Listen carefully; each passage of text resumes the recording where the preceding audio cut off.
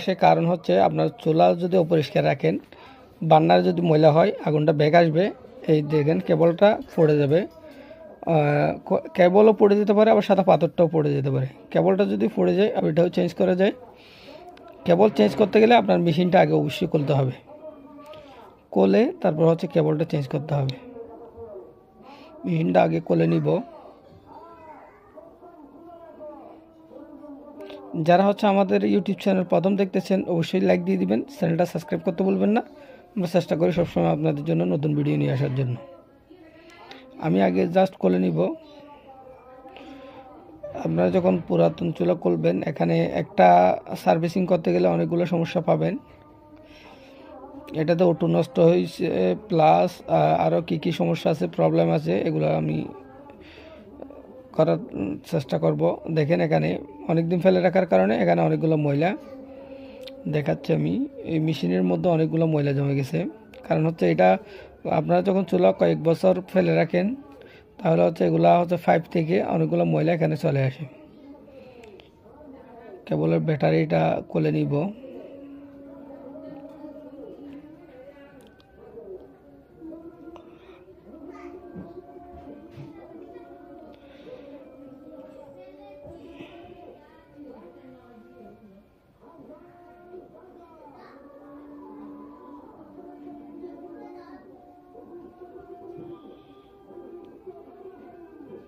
আগেরটা খুলে নিতে হবে ব্যাটারি। এটা অনেক সময় আগুন লাগার পরে এটা জ্যাম হয়ে যায়, এটা ভালো করে খুলে নেবেন। দেখেন ফোড়া এইটা যেটা নষ্ট হয়ে গেছে এটা নিয়ে ফেললাম। আমি হচ্ছে এখন কেবলটা লাগাবো। এটা একটু ঝামেলা হয়ে যায়। আপনারা যদি সম্পূর্ণ কোলে লাগান তাহলে হচ্ছে একটু ইজিলি লাগাইতে পারেন। আমি হচ্ছে না কোলে কিভাবে কেবলটা অটোটা চেঞ্জ করা যায় সেটাই দেখাচ্ছি। আগে জিনিসটা পরিষ্কার করে নেবেন এবং সাদা পাথরের যে গাঁটটা আছে এটা একটু ভালো করে পরিষ্কার করে নেবেন। মেশিনের মধ্যে একটু অয়েল দিয়ে দিবেন।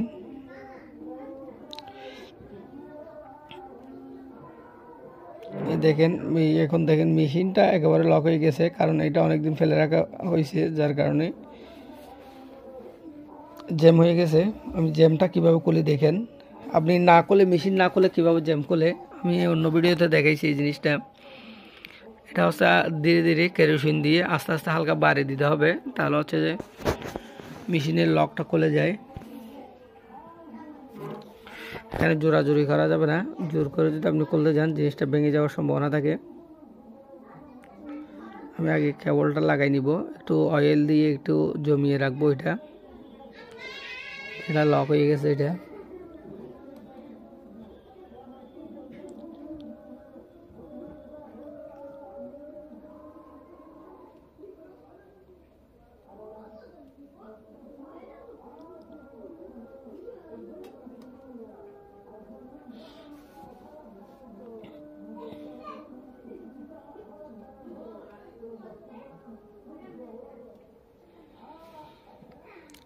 দেখেন আমি এখন কেবল লাগানোর পরে এই যে বুলেটটা লাগাবো।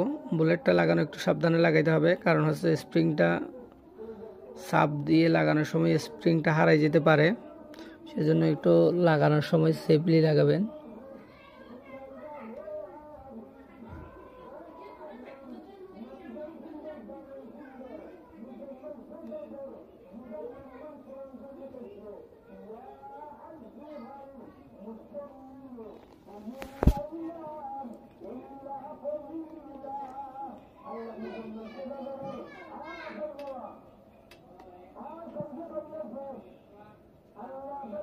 দেখেন এটা হারাই গেছে। আমি লাগানোর সময় এটা হারাই যাওয়ার কারণে এটা আমার আবার একটা স্প্রিং দিতে হচ্ছে, কারণ আগেরটা হারাই গেছিল। তারপর হচ্ছে আপনারা একটু টিপে ধরে ইয়াটা লাগাই দিবেন, উপরের কভারটা।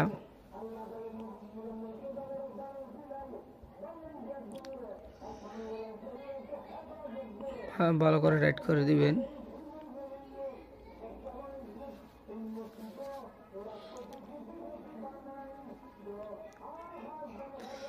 আপনারা যখন একটা চুলাতে কাজ করবেন, একটা চুলাতে কাজ করার সময় দেখবেন অনেকগুলো প্রবলেম আপনার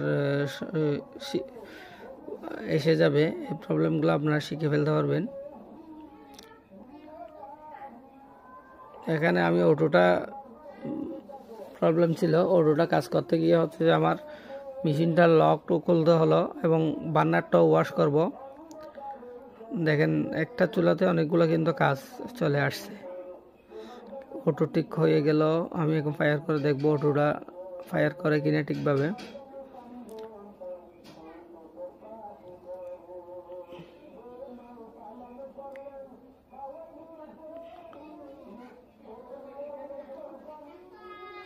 দেখেন এদিকে অটো ফায়ার করে কিনা আমি দেখাচ্ছি।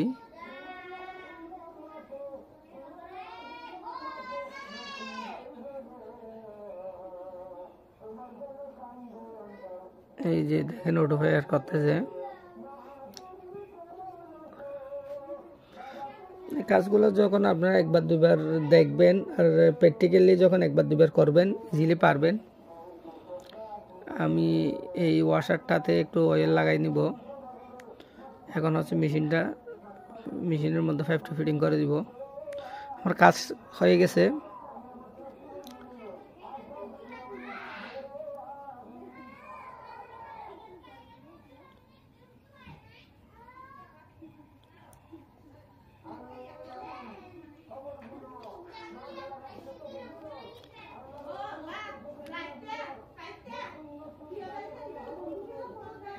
হয়ে গেল, এখন আমার কাজ শেষ।